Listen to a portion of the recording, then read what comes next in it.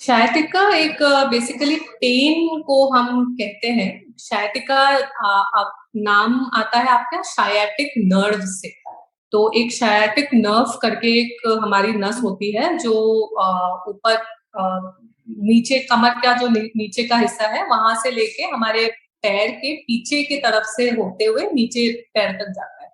तो जब उस नस में कुछ इन्फ्लेमेशन हो या उसमें कुछ नस कभी दब जाए तो उसका जो पेन होता है उसको बेसिकली हम शायटिका कहते हैं।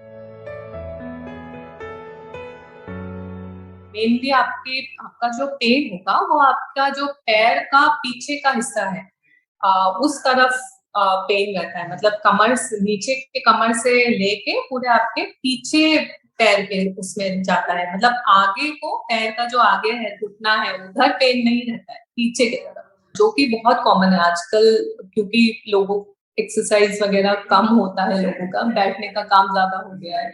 जो हमारी बोन्स होती है, जिसके स्पाइनल कॉर्ड की जो बोन्स होती है उसके अंदर से ही हमारे सारी ये नसें निकलती है। अब उसका जो हमारा रीढ़ की हड्डी है उसको हम अगर उसको हम सही तरीके से मतलब आसन वगैरह करके हो चाहे एक्सरसाइज करके हो उसको हम मोबिलाइज नहीं करते हैं तो एज के साथ साथ कुछ तो इधर उधर होता ही है। अगर वो थोड़ा इधर उधर हो जाए और वो नस को दबा दे, जो कि कॉमनली यही कारण होता है। अगर जैसे चलने में कमजोरी आ जाता है किसी को या फिर वही चप्पल पहनने में कमजोरी आ जाए, पकड़ में कमजोरी आ जाए चप्पल की, पैर की, या फिर अगर जैसे किसी यूरिनेशन पेशाब वगैरह करने में किसी को प्रॉब्लम हो रही है, रोक नहीं पा रहा है वो पेशाब को ज्यादा देर तक, ये सारे सिम्टम्स अगर है पेन के साथ साथ, तो फिर आपका वो सिचुएशन खराब होता है। तो उसमें फिर हम पहले एमआरआई करके देखते हैं कितना डैमेज है क्या नहीं है। उसमें लगभग अगर ये सिम्टम्स है तो उसमें काफी हद तक डैमेज आ जाता है।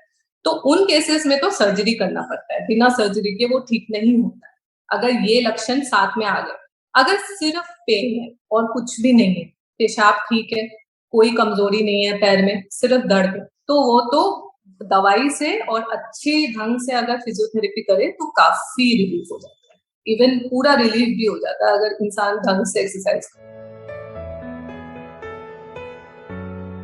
फिजियोथेरेपी एक 1-2 महीना करके जब पेन में रिलीफ हो जाए तो इंसान को फिजियोथेरेपिस्ट से करवाने की जरूरत नहीं होती है। वो खुद घर पे अपना रोज का जो उसने सीखा है इतने दिन में फिजियोथेरेपिस्ट से वो खुद ही कर ले घर पे, तो वो इनफ होता है।